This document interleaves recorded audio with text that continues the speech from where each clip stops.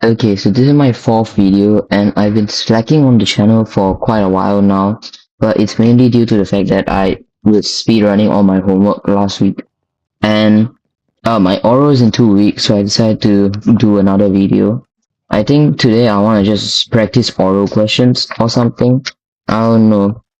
Let's see, what can I talk about? I have like a list of oral questions that came out over the past years, so I just want to see what I could talk about.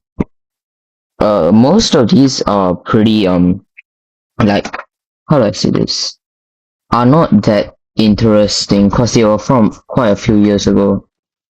The most recent one they gave us was 2021, which is, I guess, because they want to test us or help us practice with the more recent years. Let's see. Okay, I think I'm just gonna do uh do you think it is better to shop in supermarkets or in smaller shops? Why? Uh, okay, so I think it's better to shop in supermarkets as there's more of a wide variety of like things. Okay, you know what? I give up. I just can't do this. I have to like talk about something genuinely interesting to me. You know, I might just start yapping about my space theory. I have like this theory about there's only two parallel universes, and it's I haven't watched any space information videos in quite a while, but mainly from what I remember, there are two different types of like major, like it's not really planets, just major things in space, and one of these are black holes, and then there's the non-conformed one, which is white holes. Now the purpose of black holes is just that they suck everything in. Okay, they just gobble up all matter, literally anything that goes close to it is just utterly destroyed. And then we have white holes, which are or are theorized to do the opposite. So how my theory goes is that white holes always spew everything out, but the reason why we don't see them is because they're in a parallel universe. So as our universe started, the parallel universe was dying out, and the one of the theories of how the universe might end was how do you say it? One of the theories on how the universe might end was that a massive black hole would form and eat all of us, or like just consume all matter, and then there'll be one final black hole. Uh, or like there'll be multiple black holes that will just end up eating each other, and then they would die out as well. So how I imagine this would be is that this final extremely large black hole would die out, and then in the process form a white hole. So okay, let's name it Universe 1 and Universe 2. So while Universe 1 dies out, Universe 2 actually is like starting its Big Bang. So the white hole that was spewing out the matter now starts spewing it out rapidly.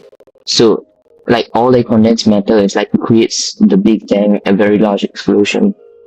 And what this explosion does is that it creates all of the elements that we see today, but perhaps everything that was here may not be identical, which is what parallel universes are actually are. So perhaps in universe 2, it could be a completely different laws of physics and science. But then in universe 1, everything dies out.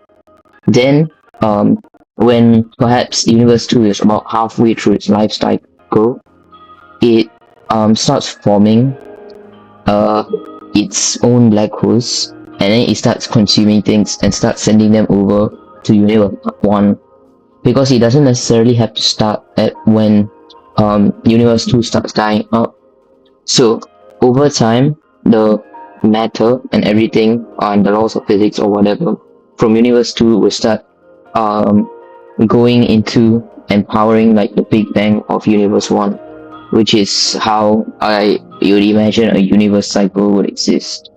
Now, a multiverse, I feel like it's very unlikely to exist, because if you think about it, how can everything be so different, and how can everything have happened all at once? because there are multiple takes of how the multiverse works.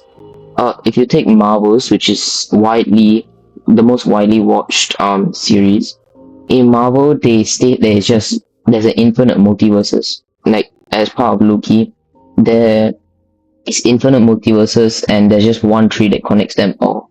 Because tree always grows, and these universes just grow and grow as time goes on. But I find it to be kind of unlikely, because if that's the case, then I feel like something might have happened by now that's too like alien, and that just seems really unlikely. If there are only like a set amount of like universes, let's say how in Dragon Ball there's only like, if I remember right, it's like 11 at the start. Oh wait, was that 14? I didn't watch Dragon Ball when I was growing up, so I might be wrong. Please don't hold any grudges. But there was a set amount of universes that, well, some of them got destroyed, and others were like conquered by the Saiyans. And what I think about this is that it actually makes sense. If there's like an overall ruler of the universes, and they can create or destroy these universes, then, well, I guess that part would make sense. But then there's of course the Flash theory. Now, Flash is a series on Netflix or just any streaming app, and what they interpret it as, uh, is like each universe or each planet is all the same with slightly different laws of physics. But the only difference is that all of them vibrate at different frequencies. So basically, we live together but also not together. So their theory is like everything is vibrating, but because our vibrations do not match theirs, we cannot see. And, and I'm not sure how they like got through that, because I've been only watching it about now, but that's basically how they stated it. But yeah, I'm low-key like kind of tense because I have oral and I have LC next week for mother tongue because of O levels, and it's really annoying, and like I'm really stressed and all, and I don't really know, man. It's like kind of, it's not really stress because my English, I'm pretty decent in English. I can score decently high. But the thing that's going to like kill me is definitely my mother tongue. Because I just really can like speak. I'm not that well versed in my mother tongue. But I mean, I guess I could do like one oral question for the next like 3 minutes, I guess. Let me pull up some. Alright. Some people say that using cash all the time is safer than using internet banking. Okay, there is two reasons why I'm not gonna do all of this formality. I'm just gonna say my points. There's two reasons why one might have to use cash. One is that cash is the only thing they have and they don't have any other options. Or two is just that they quite literally just prefer to use cash.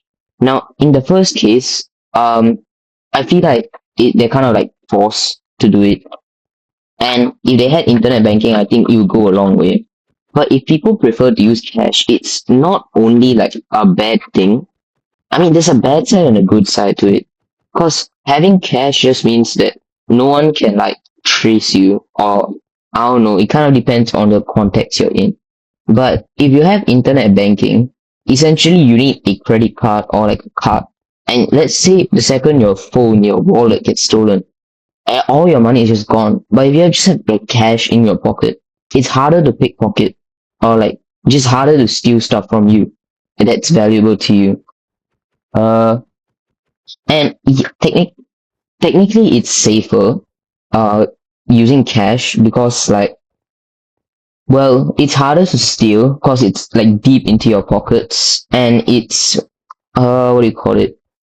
I mean, there's not really much I can say. I mean, internet banking is also good because it's harder to like lose your cash and you know where it is. But the only issue is things like scams can arise. And if hackers manage to find your bank account or get your bank account password, you can very easily like lose everything that you own, everything valuable to you. your child's college fund savings, something like maybe your own personal savings and been saving up for perhaps many years. But yeah, there's a lot of things. I mean, using cash is good for those who can manage themselves or like high profile because some people may not like use internet banking because they could get scammed. But internet banking also has its own downsides of being able to get hacked or scammed. And if it's not in real money, it's a lot easier to steal because it's much harder to track digitally. But yeah, that's gonna be my fourth video, I guess. And yeah, I'll be probably posting this like some other time. It's been quite a while. I have to like practice, but I'll probably post this on like Thursday. But yeah, alright, I've been slacking. My bad gang. Bye.